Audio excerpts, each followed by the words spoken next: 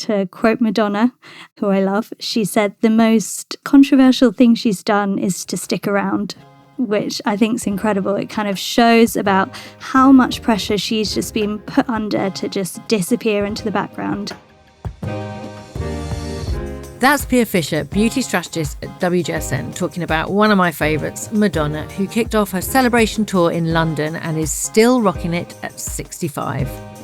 Hello and welcome to the WGSN Create Tomorrow podcast. In today's episode, we're talking about ageing well and the emergence of age-agnostic beauty. To discuss this with me, I have my esteemed colleagues and far younger colleagues, Cassandra Napoli, Senior Strategist on Insight, who's dialing in from the US, and Pia Fisher, a beauty strategist that you just heard from, who's here in London. So we've had this episode planned for a while, but it seems to be beautiful timing since at the recent Paris Fashion Week, the actor and general beauty icon Pamela Anderson caused a bit of a stir going au naturel, grey hair and all, on the catwalk for Vivienne Westwood and other brands. And she also discussed the freedom of embracing her age and being really happy in her own skin. There was lots of applause from other women of a certain age, including Jamie Lee Curtis and myself. But I just wondered, Pia, whether beauty brands are groaning the world over with this revelation. Because, is it going to hit product sales? Are people going to be going fresh-faced? Or is it actually a beautiful opportunity? I hope no one's groaning. Catering to Gen Xers and redefining what aging looks like Pamela Anderson's done, is just a huge white space opportunity.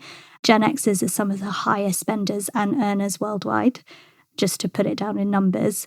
And then the rebirth of celebrities. So we've seen Pam Ann, then we've seen Madonna, Jennifer Aniston, Jennifer Coolidge kind of re-emerge as they hit their 50s and 60s. And it just shows the opportunity and the demand from consumers for brands to refocus and just relook at how they treat aging. Stop treating it as a homogenous experience. Won't mean like going au naturel, going grey for everyone. It will for some. But it will mean lots of different things for different people. So there's Gen Xers that are parents later in life, there's empty nesters supporting children, and there's loads of Gen Xers entering their peaks career-wise. So they'll want a different result from their cosmetics products, which just creates this massive white space opportunity for brands to cater for all these unmet needs. And then I should say, embracing age isn't just for Gen Xers. So we've got our millennials as well representing. So Lady Gaga, her Oscars performance, I don't know if you saw, she was super glammed up for the press at the beginning, and then she stripped back everything for her performance. It was really, really moving. And then again, Julia Fox, a little bit controversial figure. But she said, aging is fully in, aging is effing sexy. And she's really redefining what it means to be an aging millennial. So it's really this age-agnostic approach for all the generations. So presumably, Pia, that means there's a different opportunity. Rather than your classic red lipstick, beauty brands might want to think about developing other products. Yeah, definitely. And there will be a shift in focus, not just from makeup, but to skincare and hair care products that really nourish the skin and protect it. And you talked about age-agnostic. Can you please explain that term? It's kind of emerged recently, and we had to have a discussion on the beauty team about what we felt it meant. We feel that it embodies serving needs and not numbers.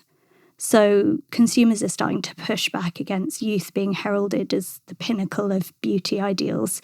And we're already seeing loads of brands tapping into this. So we've got lots of UK brands like Boots is number 7. They have Future Renew, has no mention of anti-aging on the packaging. And the same with The Body Shop. They've moved to more skin resilience claims like we were talking about. And then my favourite brand that's doing this age agnosticism is the 1999 makeup brand. So they create makeup for all ages from 19 to 99. And their mission is to tear down all traditional definitions of beauty and really allow individuals to create their own. And then I also kind of want to mention the unmentionable here, which is all the kind of things that happen as you age. So modern incontinence products that are designed for your skin as it goes through the menopause. So there's incredible functional fragrances, like one from Abel, which has been designed to sit really well on menopausal skin that changes slightly as the level of oils and hormones change. I love the sound of 1999 just because anyone that liked Prince is probably going to want to buy into that brand. It's brilliant. Is it purple packaging? I don't think it is. I think it's silver, but their imagery is incredible. So I'd like to come to you now, Cassandra. You're from our Consumer Insight team, and I want to talk about this sort of more broadly across society because there's a wider movement happening around human aging and longevity and these notions of living forever. It's in the news quite a lot at the moment. What's happening here, Cassandra?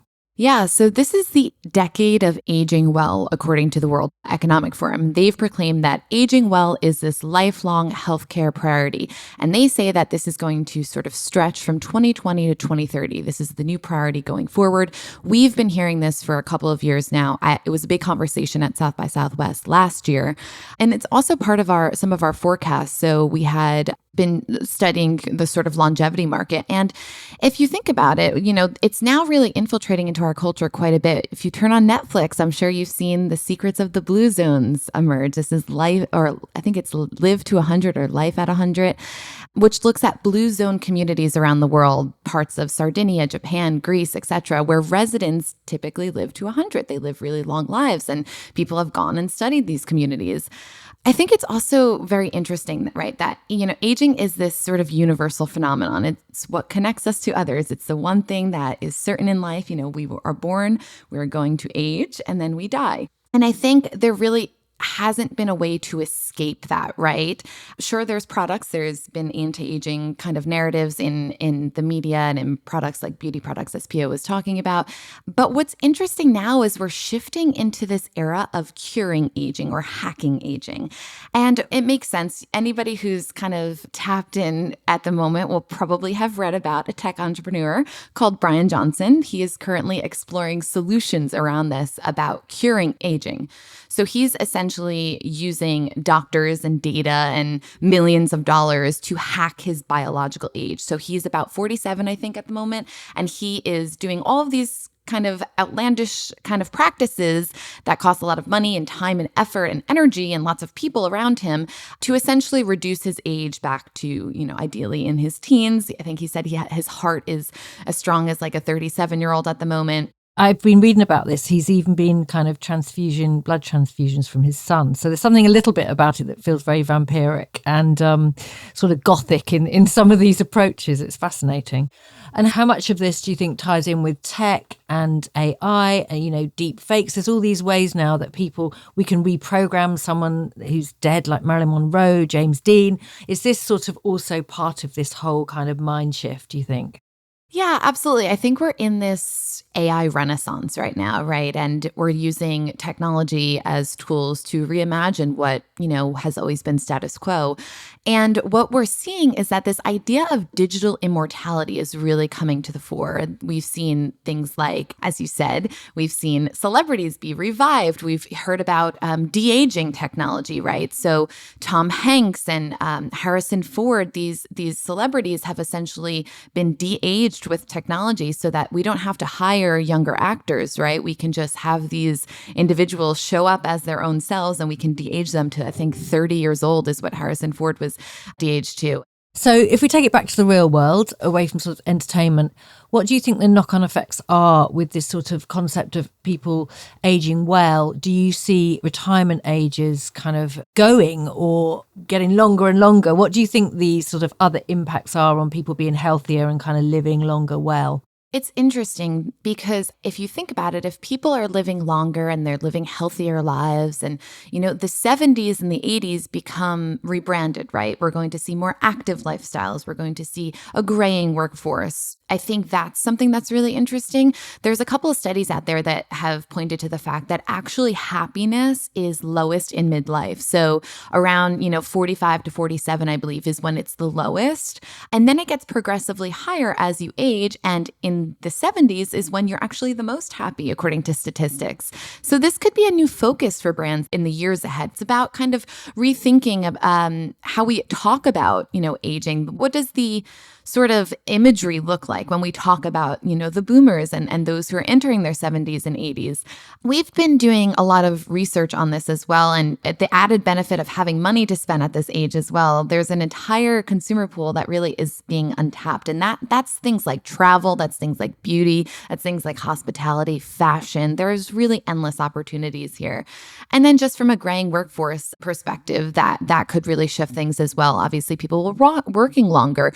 We have, I think, 5 generations working at the same time right now. That's huge, right? And that is something that is unprecedented. We've never had that before. So this idea of aging well has knock-on effects to everything across society, and obviously down to product as well, which I'm sure Pia can get into. You're listening to the WJSN Create Tomorrow podcast. And in this episode, we're talking about aging well and the emergence of age-agnostic beauty. I'm Bethan Ryder, Editorial Director at WJSN, and my guests today are Cassandra Napoli, Senior Strategist on Insight, and Pia Fisher, a Beauty Strategist. Pia, coming back to beauty, what exciting tech and scientific innovations are there on the horizon, and how do you see that kind of influencing the beauty industry itself? There was a huge breakthrough earlier this year that was really exciting, that scientists found that they can slow down aging in mice. So previously they thought that DNA mutations were causing aging, but they actually found that it's epigenetic instructions that go awry.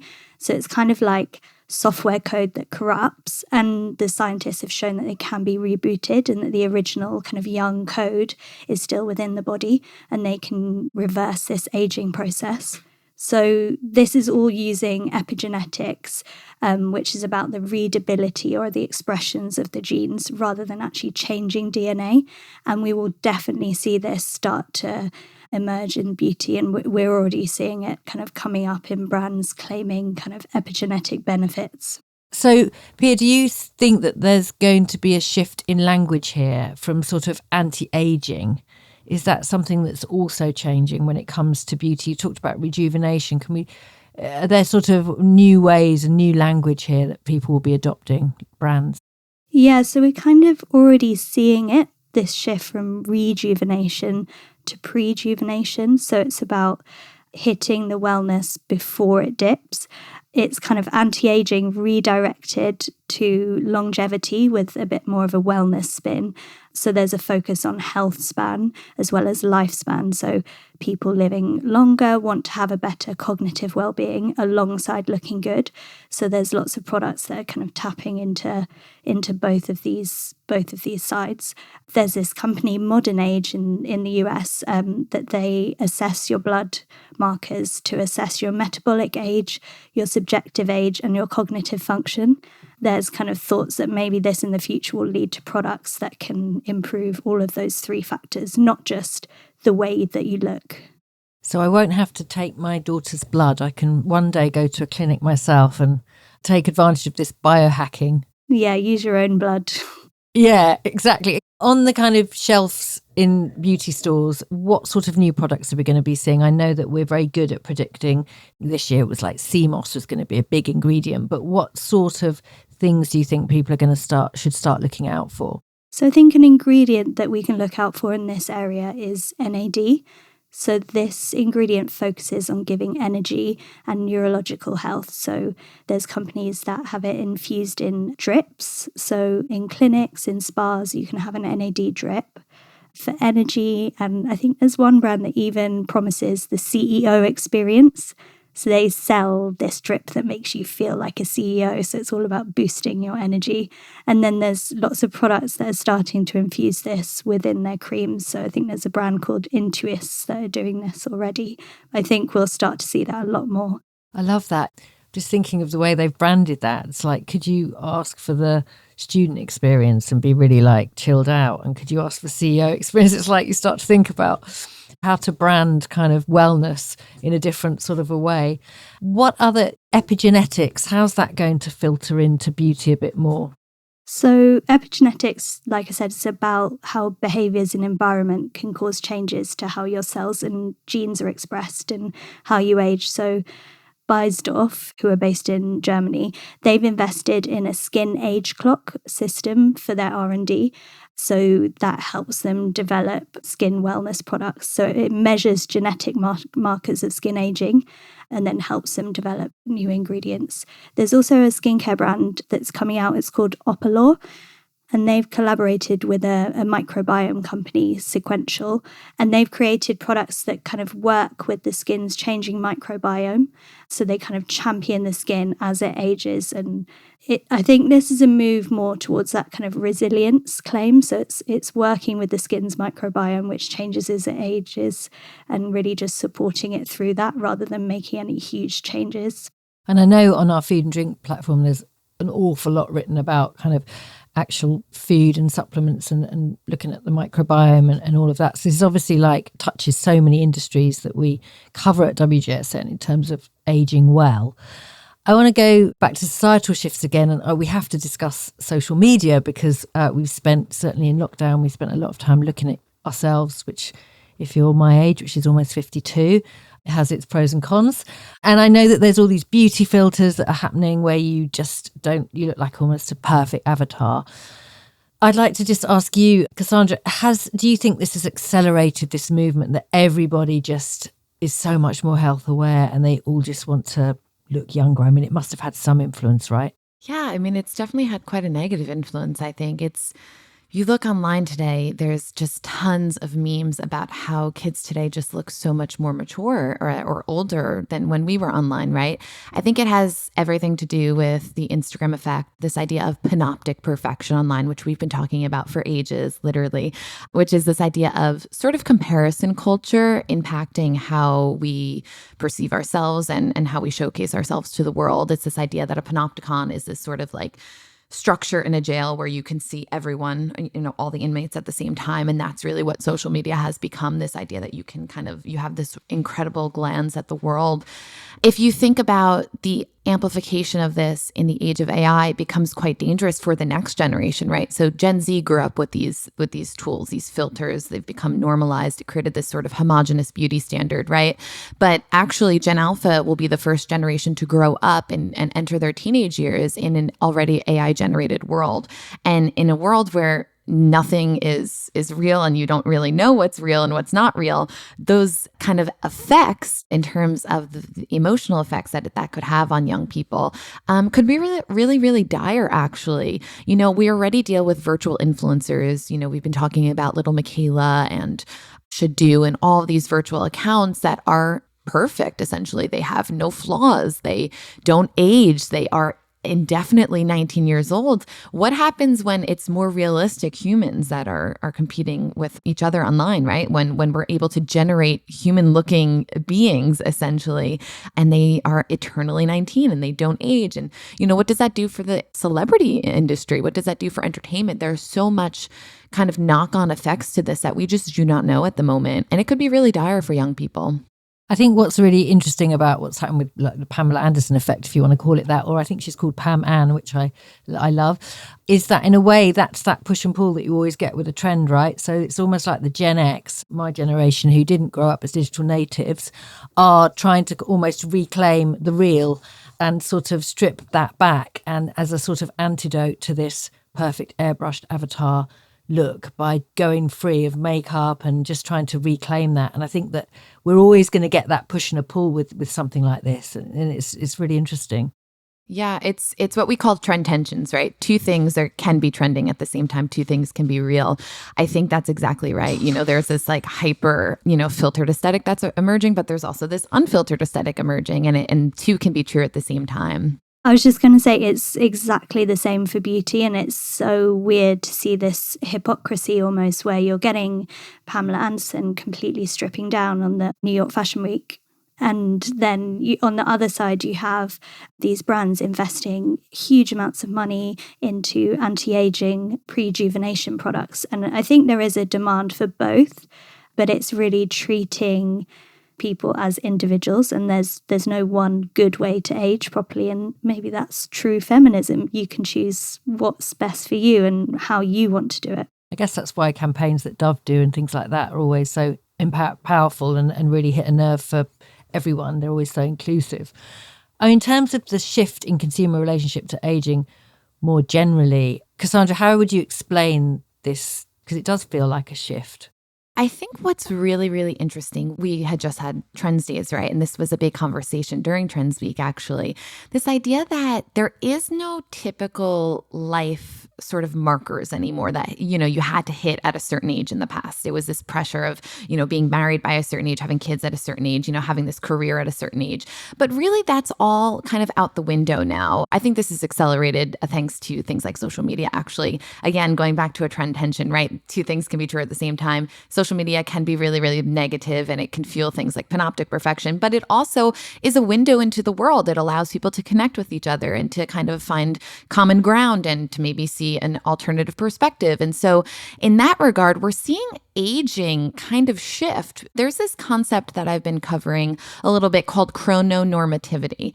And it's this idea that there are just there's no normative framework for how we hit life markers. So there's this really famous Friends episode I always use to explain this, where Rachel, the character, Jennifer Aniston's character, says, if she wants to have kids by, a certain age, she has to find her partner by this age. And, she wants to date for this long, and then she has to be married by this age. And it's this extreme pressure. That's not really a thing anymore. I think Gen Z in particular have grown up in a just incredibly uncertain world. And I think they're really solving for uncertainty. They're future-proofing their lives by solving for uncertainty. And what that means is that they're taking to TikTok and they are openly discussing things like freezing their eggs. A lot of them are talking about freezing their eggs at age 25, at their so-called prime, because they know that, hey, we saw that millennials are actually not getting married until much later in life because of things like careers and finances and things like that, knock-on effects from societal markers that define that generation. And I think this idea that Gen Z is so openly discussing this idea that they're freezing their eggs now in such a youth, we've had this conversation before too, like the Botox thing too, like Gen X or millennials might not have gotten Botox talked about it in their 20s, but Gen Z is openly discussing that. It's just more of a freedom, I think. And aging is just such top of mind at the moment. There's also this idea of like being late bloomers. So, maybe not getting their house or not being married until a certain age too. And that's being really openly discussed online in a way that's quite vulnerable and raw. And it's allowing people of all ages, 20s, 30s, or 40s, to really say, hey, maybe, we're not so alone in this struggle that we felt like was a struggle. It's more of a more of just a thing that connects us to other humans. And I think TikTok is the catalyst for this. It's really shifting this pressure of aging, if that makes sense. Brilliant. So just to end, I wondered, Pia, in terms of sort of product development to consider, what should brands do? What's the sort of first thing they should address if they really want to address this aging well shift? The first thing to address, I don't think, would be product development, actually. I think it would be the marketing. So about aging visibly. So as Cassandra said, it's really important that consumers that are buying these products are seeing themselves in campaigns. And that in itself can be super powerful, kind of creating these online communities where you can speak about the unspeakable, where people can buy into the purpose of the product rather than just an anti-aging cream. That's where the market's going.